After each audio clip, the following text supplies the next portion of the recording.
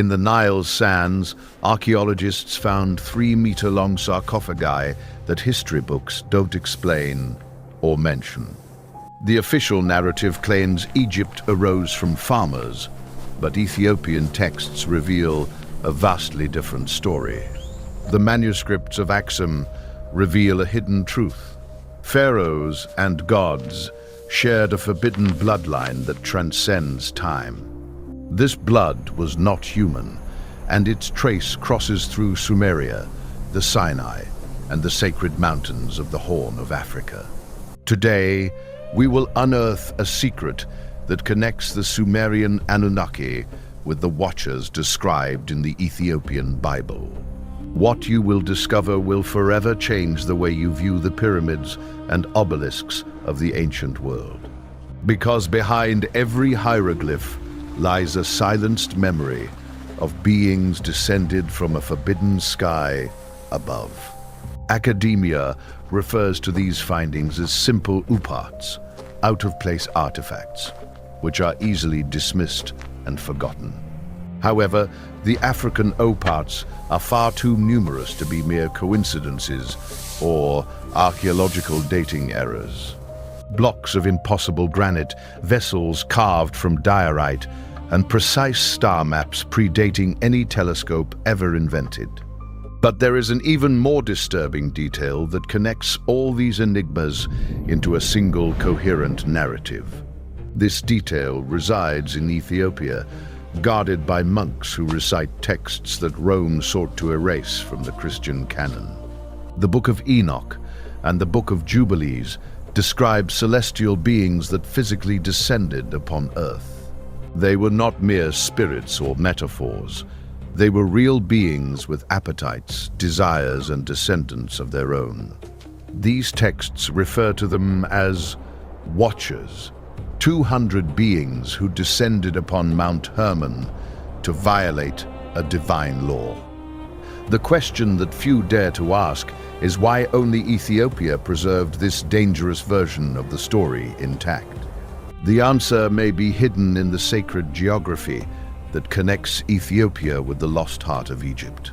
Because the Nile civilization did not arise from nothing, as if it spontaneously sprouted amidst dunes and palm trees. Its complexity, perfect hieroglyphs, and precise astronomy suggest a heritage that predates it. A heritage passed down by a lineage that survived the flood, or returned afterward to rebuild what was lost. This lineage, according to Ethiopian texts, was that of the giants, the offspring of the Watchers, and mortal women. And here begins the true mystery that official history has chosen to bury under 7 layers of silence. Let us now compare the two traditions that seem to tell exactly the same story from different latitudes. In Sumeria, the tablets speak of the Anunnaki, those who came from heaven to earth, according to their translation. In Ethiopia, the Watchers descend from the sky upon a sacred mountain to teach and reproduce with humans. Both traditions agree on the number, the hierarchy, and the conflict that erupts between the newcomers and the locals. Both describe a rebellion, a transgression of celestial laws, and a genetic mixing with the human race. Are we facing two ancient peoples that invented the same myth, or are we witnessing two witnesses to the same event? The coincidence is too precise to be casual, too detailed to be a simple cultural borrowing or exchange. The Anunnaki arrived, according to Sitchin, seeking gold in a region that the Sumerians called Abzu, the abyss. That Abzu was located in the south, in deep lands that today we identify with Eastern and Southern Africa. Interestingly, ancient Kush mentioned in the Bible precisely occupied Ethiopia, Sudan, and gold-rich areas. Kush was famous for its gold, for its inexhaustible mines, and for a wealth that astonished even King Solomon. The Queen of Sheba, hailing from that region, arrived in Jerusalem with amounts of gold that seemed supernatural. What if that gold was not mere ornamentation, but the spoils of a mining operation initiated thousands of years earlier? The Watchers, according to Enoch, taught humans how to extract metals and work gold using secret techniques. The same mining technology appears in Sumerian legends, attributed directly to the original Anunnaki beings. Three distinct traditions, Sumerian, Hebrew, and Ethiopian, point to the same place, the same metal, the same motive. And all indicate that this activity was directed by superior beings, whom humanity confused with gods. Genesis 6 refers to them as the sons of God, Bene Elohim, a phrase that in Hebrew never means mere angels. The Sumerians called them Anunnaki, the princely descendants of An, the supreme god of the highest heaven. The Egyptians referred to them as Neteru, the divine watchers, a word that shares roots with the Ethiopian term. Three cultures, three languages, three geographies, but one single identity hidden behind different masks. If we accept this convergence, then the gods of pharaonic Egypt were not spiritual abstractions at all. They were distorted memories of physical beings who ruled, taught, and then disappeared from the human horizon. But before disappearing, they left behind a hybrid offspring, the Nephilim, the fallen ones, the giants of Genesis. And that offspring, according to Ethiopian texts, came to sit upon the most sacred thrones of the Nile. Observe closely any Egyptian relief, any carved wall in Karnak, Abu Simbel, or Luxor. You will always see the same thing, a colossal figure of the pharaoh crushing tiny enemies beneath his enormous feet. The academic explanation claims it is an artistic convention, a visual metaphor for absolute royal power. But this explanation never addresses why the proportion remains even in intimate and private statues. The Colossi of Memnon measure 18 meters.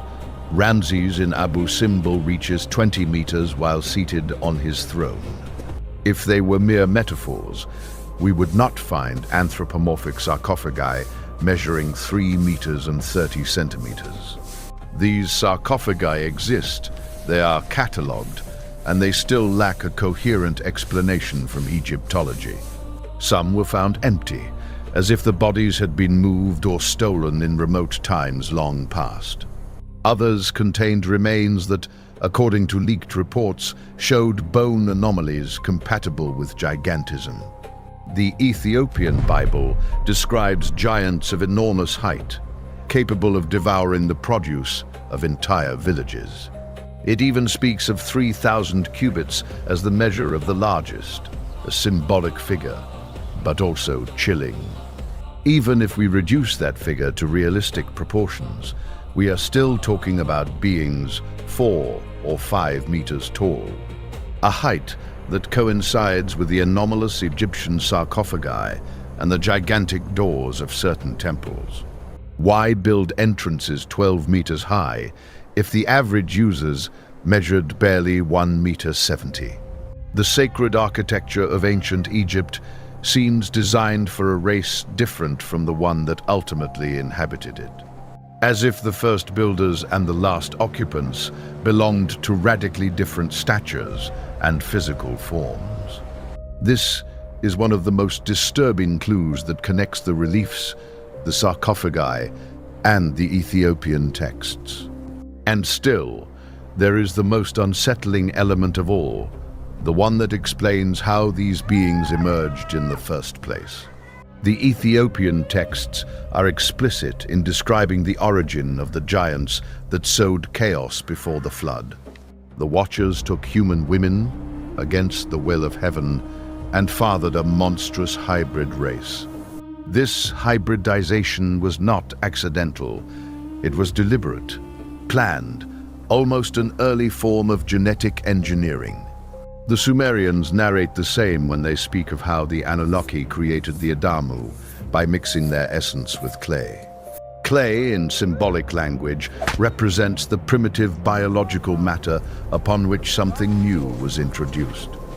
Something that added height, intelligence, longevity, but also pride, violence, and an insatiable thirst for power. These traits define exactly the divine pharaoh, the demigod, the king who proclaimed himself the son of the sun. Egyptian royalty did not consider themselves human. They regarded themselves as direct descendants of the original Neteru. Royal blood could not mix with the common folk, which is why they married among brothers for entire generations. This biologically disastrous endogamy only makes sense if it protected a very specific genetic lineage. A lineage that had to be kept pure at all costs, even if it produced diseases, deformities, and dynastic madness. The Watchers, according to Enoch, also taught the arts of mixing, the enchantments, and manipulation. Forbidden knowledge that heaven never wanted humanity to possess, because it altered the natural order. If the pharaohs were heirs to that wisdom, then they possessed technologies that we cannot even imagine today. And here enters another fundamental pillar of the enigma, the impossible technology of ancient Nile civilization. Enoch recounts that the Watchers taught men astronomy, geometry, and celestial movements with great precision. This sacred information was transmitted to the Egyptian priests, the guardians of the stellar temples of the Nile. The Great Pyramid of Giza is aligned to true north with a precision of 3/67ths of an arc degree. No modern civilization can match that precision without laser instruments and geostationary satellites. The ventilation shafts of the king's chamber point exactly toward Orion and Sirius, with no perceptible error. Orion, in Egyptian mythology, was Osiris, the god who descended from heaven to teach civilization to mankind. Sirius was Isis, his celestial consort, and together they represented the primordial couple that originated divine royalty. Is it a coincidence that these stars are also central in the ancient Sumerian, Dogon, and Ethiopian cosmologies? The Dogon people of Mali knew the invisible orbit of Sirius B centuries before science confirmed it. They claimed that their ancestors received this knowledge from the Nommo, amphibious beings descended from the sky. The Nommo coincide point by point with the Sumerian description of Oans, the amphibious messenger of the Anunnaki. And Oans coincides with Enki, the Sumerian god who taught civilization, writing, and agriculture to humans. The chain of identities is unbroken, crossing continents, languages, and millennia without losing coherence. But astronomy was not the only forbidden gift transmitted by these celestial visitors to humanity. They also taught, according to Ethiopian texts, how to manipulate sound, vibration, and material frequency. This teaching would clarify the long-standing mystery of how ancient Egyptians transported massive megalithic blocks. We are talking about blocks weighing 200, 300, even 800 tons, placed with millimeter precision. Official theories speak of ramps, wooden rollers, and crowds of workers pulling with ropes to move these massive stones. However, no modern experiment has managed to replicate the transportation of a 100-ton block in this manner. Ancient Coptic texts speak of priests who recited words of power to make the stones float effortlessly. Medieval Arab accounts describe how the high priest struck the rock with a resonant magical rod to achieve this. Today we would call this advanced acoustics, sonic levitation, and manipulation of specific resonant frequencies. Recent experiments with focused ultrasound have managed to levitate small objects in modern laboratories. If the Watchers truly mastered this technology, moving obelisks weighing 1,000 tons would have been almost trivial. And this would explain why, after the pre-dynastic period, no one ever built with that same mastery again. The sacred technology was sealed, buried in secret temples, transmitted only to very select initiates. When the last initiates died, the knowledge was lost, and only the mute stones remained as witnesses. But there is one figure that crosses all traditions and seems to have been the guardian of these secrets. In Egypt, he was called Thoth, the long-headed ibis, divine scribe and custodian of celestial wisdom. In Ethiopian and Hebrew tradition, he is called Enoch, the antediluvian patriarch who walked with God and did not die. Enoch was taken to heaven alive, according to the Book of Jubilees, to learn the secrets of cosmic order. He received tablets of angelic wisdom, which he later wrote down and shared with his children before the flood. Thoth, in Egypt, also possessed emerald tablets where the knowledge of the gods was inscribed in detail.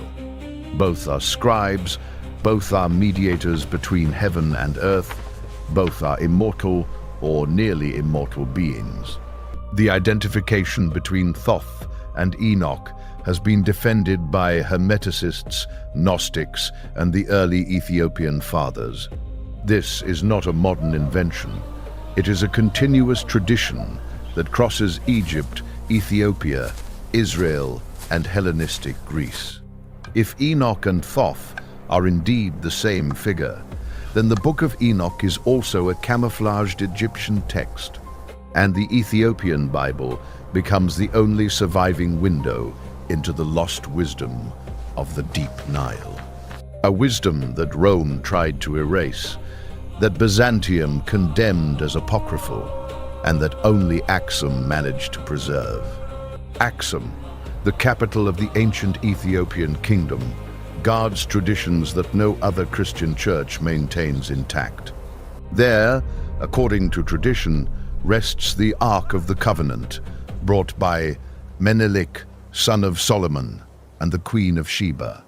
The Ark itself was an advanced technology, a box capable of killing anyone who touched it without priestly authorization. A description that unsettlingly resembles an electrical or radioactive device more than a sacred piece of furniture. What if the Ark was also a legacy from the Watchers, an instrument for communication with the lost heavens? The question remains open, but the invisible thread connecting Egypt, Ethiopia, and Sumeria never completely breaks.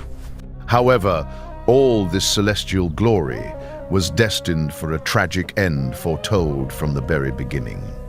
The Ethiopian texts are brutal in describing the final fate of the giants and their rebellious celestial parents. The Watchers were chained in abysses of darkness beneath the earth until the day of the final judgment arrives.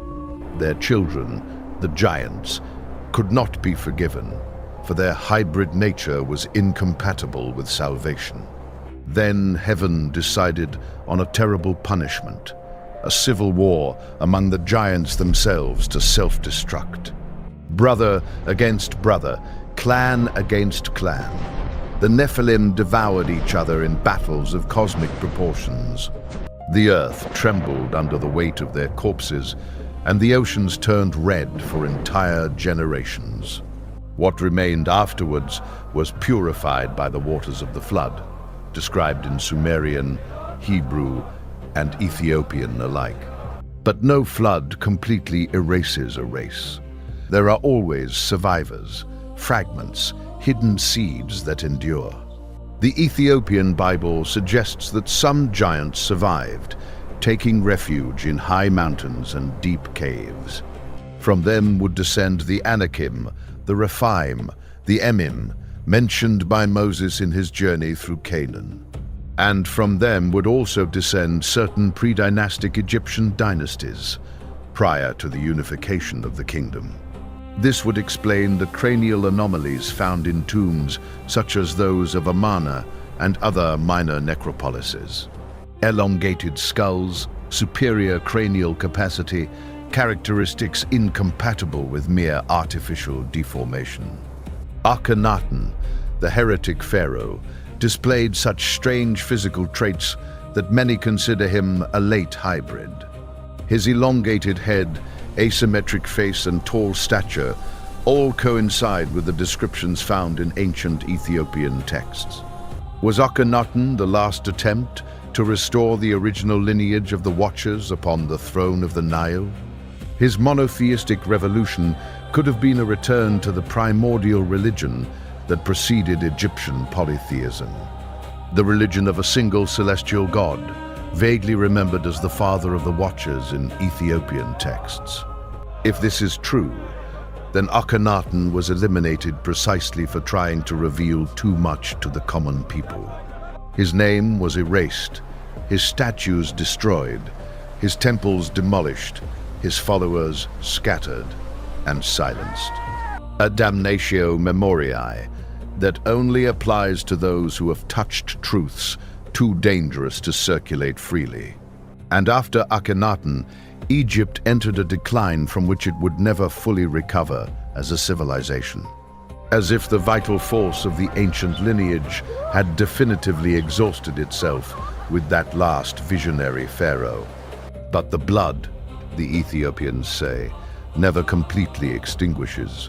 It only dilutes and waits for the right moment. There are current African populations with extraordinary heights that anthropology cannot fully explain. The Dinka of Sudan often exceed 2 meters on average, without a known exact genetic cause for this phenomenon. The Tutsi of Rwanda and Burundi also present an anomalously elevated stature compared to neighboring peoples. The Watutsi in particular were described by European explorers as dark-skinned giants with innate nobility. Are these peoples diluted descendants of that antediluvian lineage mentioned in the sacred texts? Modern genetics has found in some African groups sequences that do not appear in any other population. Archaic sequences predating human migration out of Africa, whose origin remains an open enigma. Some researchers speak of a ghost population, an ancient group now vanished but genetically real. Could that ghost population be the biological trace of the hybrids described by Enoch and the Jubilees? Science still does not dare to openly formulate this question, but the data seems to push it toward that conclusion. Meanwhile, local legends in Ethiopia and Sudan continue to speak of ancient giant kings in the mountains. Kings who lived in underground palaces, guarding treasures and knowledge inherited from primordial times. These legends are not isolated folklore. They coincide with similar descriptions in Yemen, Oman, and the Arabian Peninsula. The entire Horn of Africa region seems to share a common mythical substrate regarding antediluvian giants. A substrate that classical Egyptology has systematically chosen to ignore for the last 2 centuries. Perhaps because accepting this substrate would mean completely rewriting the very origin of human civilization. It would mean admitting that Africa is not only the cradle of Homo sapiens, but also the stage of a lost history. A history in which superior beings, whether called Anunnaki, Watchers, or Neteru, intervened directly. A history in which gods walked among men, fathered hybrids, and taught forbidden technologies. A history that Ethiopia preserved intact because it was too far from Rome to be completely censored. A history that Egypt preserved in stone, but whose meaning was lost when the last priests died. A history that Sumeria recorded in clay, but whose tablets lay buried for centuries under the dust of the Euphrates. 3 independent witnesses, 3 geographies, 3 languages, 3 traditions that tell exactly the same story. The statistical probability that this is pure coincidence is practically 0 from any serious perspective.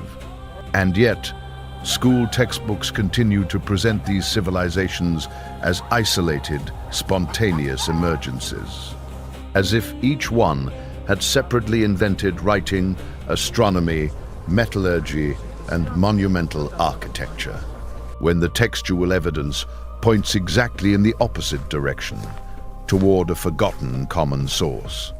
That common source, hidden in the yellowed pages of the Ethiopian Bible, awaits to be read with new eyes. Eyes that do not dismiss the extraordinary simply because it challenges the currently dominant materialistic paradigm. Eyes capable of seeing in the giants not a myth, but a historical chapter torn from the book of humanity. A chapter that begins with 200 watchers descending upon Hermon and ends with their children devouring each other. A chapter that continues with the hybrid pharaohs of the Nile and extends to the last colossi of the Mediterranean. A chapter that Western theology decided to close, but that Ethiopian tradition has kept open until today. And precisely for this reason, the texts of Axum are now more relevant than ever for understanding our origins. Because without them, the history of Egypt lacks the prologue that would finally make it comprehensible and coherent. Without Enoch, the Neteru are abstractions, but with Enoch, they become characters with names and biographies. Without the Jubilees, the Nephilim are legends, but with the Jubilees, they become a historically documented race. Without the Ethiopian Bible, the past of Africa remains mutilated, reduced to a succession of dynasties without deep context. With the Ethiopian Bible, Africa emerges as the true battlefield between superior beings and primitive humans. A battlefield whose remnants remain visible in the pyramids, in the obelisks, in the colossal sarcophagi, and also in the reliefs where the pharaoh always appears as a titan dominating armies of small men. These reliefs were not propaganda. They were faithful portraits of a biological reality that later slowly diluted. A reality in which the king was literally another species, another race, another order of creature entirely different. When Ethiopians read these sacred texts, they do not read mythology. They read the official chronicle of their own land. For them, the giants are as real as Solomon, as Menelik, as the later historical kings documented in their history.